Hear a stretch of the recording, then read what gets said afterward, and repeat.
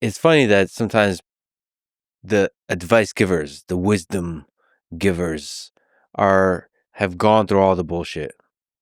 And so there is a degree to which you want to make the mistake. So I think I would still give the advice of you want to have a stretch of your life where you work too hard, including at a thing that fails. I don't think you can learn the lessons why that's a bad idea in any other way except by doing it. There is a degree, but of course you don't. I think you should stretch. Should you have to stretch for a decade? I'm not so sure. Yeah, the decade thing is 20s is a special time. It's a lot to trade. You don't get your 20s back. Yeah. You don't get your 30s back. You don't get your 40s back.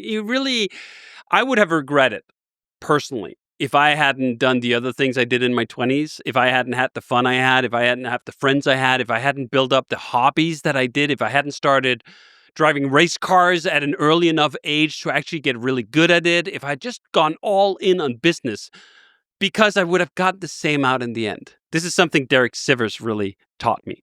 He has this great essay about how when he went for a bike ride, he could go really hard, all out, and he could do the ride, I think, in 19 minutes. Or he could enjoy the ride, go 5% slower, do the ride in 21 minutes, and realize there's only 2 minutes apart.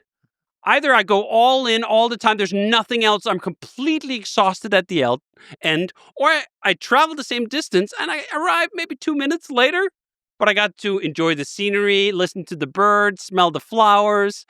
That journey is also valuable. Now, I say that while accepting and celebrating that if you want to be the best at one thing in the world, no, you have to sacrifice everything. You have to be obsessed with just that thing. There is no instant of someone who's the best in the world at something who's not completely obsessed with it. I didn't need to be best at anything. This was a blessing, a rare blessing of humility I had early on. Is like, you know what? I am not that smart. I'm not that good. I'm not that talented. I can do interesting things by combining different aspects and elements that I know, but I'm not going to be the best at anything. And that released me from this singular obsession with just going, I'm going to be the best programmer in the world. And I know I'm not. I fucking failed at it twice before I even got how conditionals work. I'm not smart enough to be the best at anything. I'm not dedicated enough to do that. That's a bit of a blessing. And I think as a society, we have to straddle both celebrating peak excellence, which we do all the time, and celebrating the peak intensity of mission it takes to become that. And then also going like, you know what? We don't all need to be Michael Jordan. There's only going to be one of those. Well, we should say that there's certain pursuits where a singular obsession is required. Basketball is one of them. By the way, probably racing. If you want to be the best 100%. at F1 in the world. If you want to be Senna, you got to be a maniac. But I would argue that there's most disciplines like programming allows, if you want to be quote unquote the best, whatever that means, I think that's judged at the end of your life. And usually if you look at that path, it's going to be a nonlinear one. You're not going to look like the life of an Olympic athlete who's singular focus. There's going to be some acid there in the 20s, or there's going to be several detours. Which the true greats, there's going to be detours. And sometimes they're not going to be Steve Jobs acid type of situation. There'll be just different companies you worked for, different careers, or different sort of efforts you allocated your life to, but it's going to be nonlinear. It's not going to be a singular focus. The way I think about this sometimes is I want a good bargain on learning.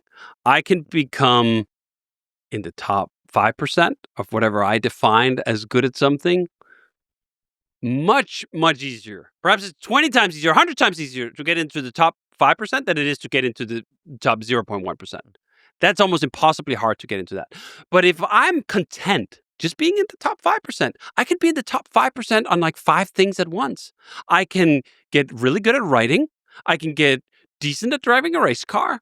I can become pretty good at programming. I can run a company. I can have a family. I can do a lot of things at the same time that gives me sort of that variety that almost was idealized Karl Marx has this idea, I'm going to fish in the morning and hammer in the evening and paint on the weekends, right? That there's a sense, for me at least, where his diagnosis of alienation was true. That just that tunnel vision, there's just this one thing, I'm just going to focus on that, gives me a sense of alienation I can't stomach. When I'm really deep on programming, and sometimes I go deep for weeks, maybe even in a few cases, months, I have to come up for air and I have to go do something else. Like, all right, that was programming for this year. I've done my part. I'm going to go off writing or annoy people on the internet or drive some race cars or do something else. And then I can do the programming thing with full intensity again next year.